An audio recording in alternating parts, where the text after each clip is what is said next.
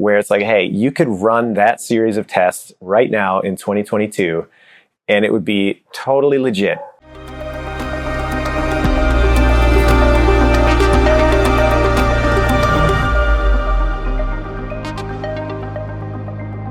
Yo, Sevon called me out the other day for poking, and then when finally I get attention from whomever I'm poking at, I'm like, oh, hey, let's play. Like a kindergartner. And I didn't have anything to really go back up against him with. So while that is kind of sort of true, if you ever do anything stupid as a kindergartner, like you hit me over the back of the head with a wiffle ball bat, I'm going to be fucking pissed. So if I looked at these workouts and I didn't like the workouts, I would tell you that I don't like the workouts. However, Adrian Bosman, CrossFit Games, have released 3 workouts thus far, and I'm looking at them, and I like them. I'm going to tell you why I like them, and I'm also going to remind you that basically everything that I ever spew on here I picked up while I was the owner of a CrossFit affiliate, and that CrossFit affiliate sent a team in which I was part of to the regionals a couple of years. We had a very, very large amount of athletes who were trying to push to be on that team. We had probably upwards of 20 or 30 people who could have potentially made that team, all of which would partake in my affiliates programming. They would jump into the 4:30 class, the 5:30 class. On a Wednesday, Thursday, Friday, they would work out with the people on Saturday doing the partner workouts, the everyday member, the person who just started. It was always very cool. And I don't want to beat a dead horse on that, but what I was always trying to do was I wanted to make it make sense for the people in the affiliate, where they were progressing, where they could do it. It wasn't over the top and absurdly crazy, but I also wanted to make sure that it was effective for the people who were trying to push for the upper levels. I also didn't want somebody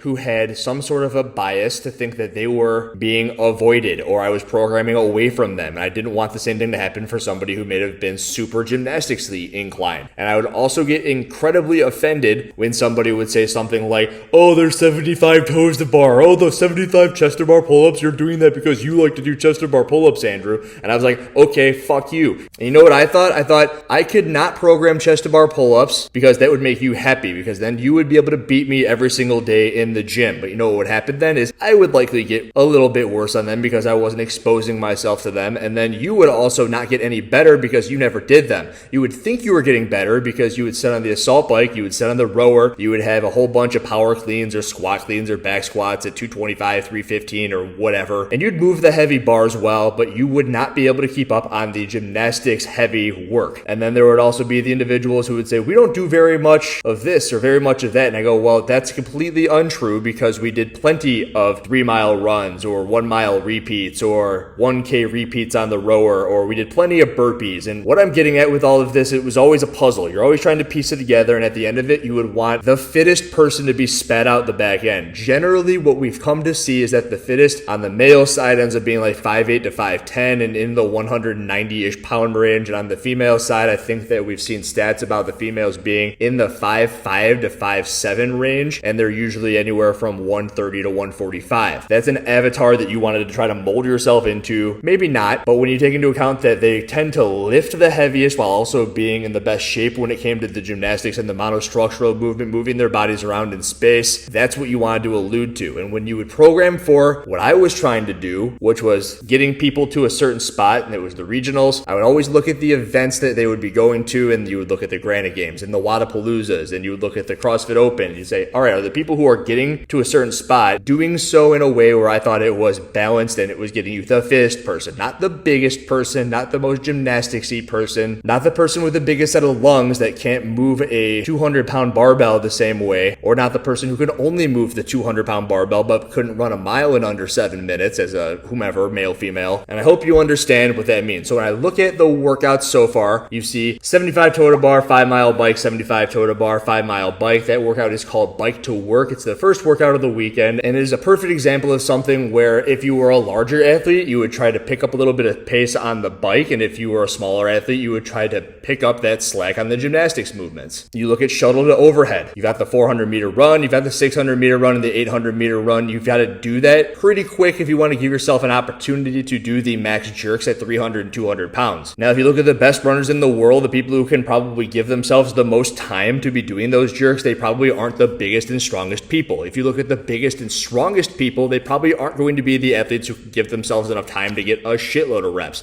If you want the fittest combo of that person, you look at that workout and you say, okay, maybe they do their 400-meter run at about a 5:45 to a 6-minute mile pace, so it's a minute and a half, and then they'll have 30 seconds to do jerks at 300 pounds for the guys and 200 pounds for the girls. Then all of a sudden you go, who do you think can be doing that pace on the run while also doing push jerks on that barbell? You think of people like Tia Toomey, you think maybe Laura Horvath, you think maybe Jeffrey Adler. Those people are the people that I think will probably be able to do push jerks while also running at a high enough pace to give themselves a good number of push jerks. Guy Malheiros, maybe. Can he recover in that 1 minute, in that 2 minute? That's the question that we're all asking, because we know he can run 400 meters fast, but it's not just 400 meters. You got to look at it and you say it's 1,800 meters. So it's a mile and a quarter, right? Mile and a quarter. Mile plus 200 meters. And yeah, he can handle the barbell really well, 300 pounds. Will he be able to recover? And on that last one where he's at 4 minutes to do the 800 followed by the max jerks, is he going to do the 800 at the same 5:45 to 6 minute pace that he did on possibly the first one? And then if you think of somebody like, I think Baden Brown's a very good runner and Haley Adams is a pretty freaking good runner, will they be able to manage the barbell at that point while they still are probably likely able to recover, likely able to maintain a high pace on the run? That is a freaking awesome workout. Just like the first one with one another. If you're not good at one, maybe you're good at another, either the bike or the gymnastics movement. Either you're good at the run or you're good on the barbell. So we're 2 for 2 on good movements right here. And then we have the third released workout thus far,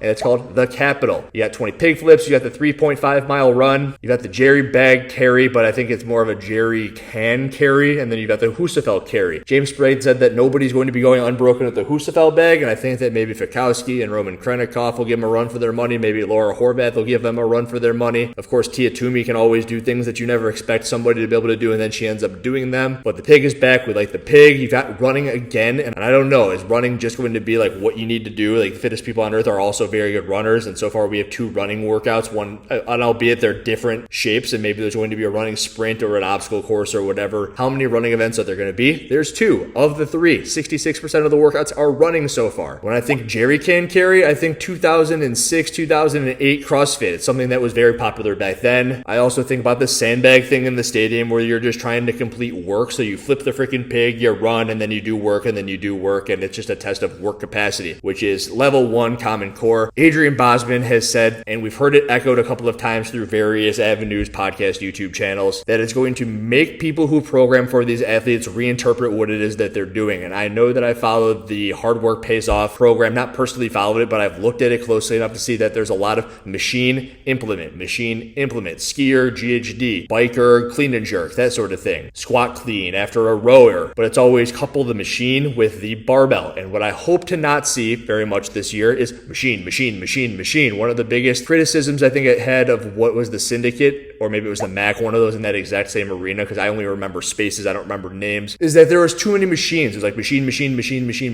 If this was the machine games, you would see Roman Krennikov totally fucking dominate everybody, and then Brian Friend and John Young's prediction of him being third would be very accurate. And while I do think that he's going to do really well, we'll see how well he's going to do. What I do see is so far my man Noah Olson doing really well on that toe to bar bike workout. I see Travis Mayer doing really well because he has a motocross background. He's the bike man. Ricky Garrard is going to fuck that shit up along with the next event. He could be in first place after the first 2 workouts. The Capital, you think about Brent Fikowski, think Laura Horvath. I already mentioned those, and I think Jeff Adler. I don't know, did I mention Jeff Adler is going to do well on that shoulder to overhead one? And I also want to reference the video that I put out about 2 months ago. It was called Breaking News, CrossFit Leaks the 2022 Games Events. And what I was getting at there was an article put out in 2003 titled How Fit Are You? And in that article, there was 5 tests, and of those 5 tests, what you found was that you would do something heavy and then you do high rep gymnastics, or you would do something. And I think they did that twice, where there was a bench press and then there were pull-ups, and then there was a deadlift, and then there were handstand push-ups. And I think those handstand push-ups were done on the parallettes. And then there was also a Tabata squat with some ring muscle-ups also done Tabata, or maybe it was unbroken. But Meme Wad put out a post, believe it was earlier this morning, that said, what do you think that the heavy lift is going to be? Adrian Bosman isn't just making me seem like I'm connecting dots here, because he said that he thought in 2022, the way that was shaped would work really well in the year 2022. I said it 2 months ago, and now Adrian Bosman goes, the well-roundedness that was kind of hinting at, when you look at that, it's like, man, these are beefy.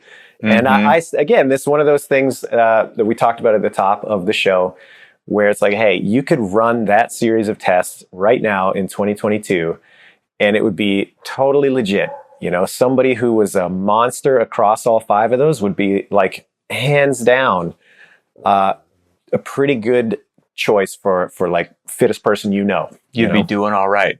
Absolutely. You would be doing all right. Look at this. This workout's really cool. He talks specifically about the 15 rep touch and go weightlifting event. And on Saturday night, I would not be surprised if that is the workout. Find a heavy 15 rep touch and go clean and jerk. That would be sick. Only because I like to predict things. So things I'm predicting, Noah Olson wins the CrossFit Games, 15 rep touch and go clean and jerk. Will I be wrong? Yeah, probably. So what I want to know from you are, do you think that the workouts are cool, even? Do you think that what I said in the beginning of the video made sense, where you're not trying to find the biggest, strongest person or the most aerobically fit and gymnastics-y person, but the perfect combination of the two of them, and the best way to do so is to give them a little bit of both in the workouts. And then if you have a workout that is very heavy, like a 15 rep touch and go clean and jerk, you should also have an event that is like 3-minute max effort ring muscle ups. And then when you put those two together, usually the person who has done, I don't know, 5th on each of those will be the highest at the end of the weekend, other than the person who finished first on the lift and then dead last in the ring muscle ups. I hope that made sense. So other than that, I want you to mention how you like the events. What do you think the rest of the workouts are going to be? When are you going to be at the CrossFit Games? I'll be there Wednesday, and I'll see you there. Andrew Hiller out.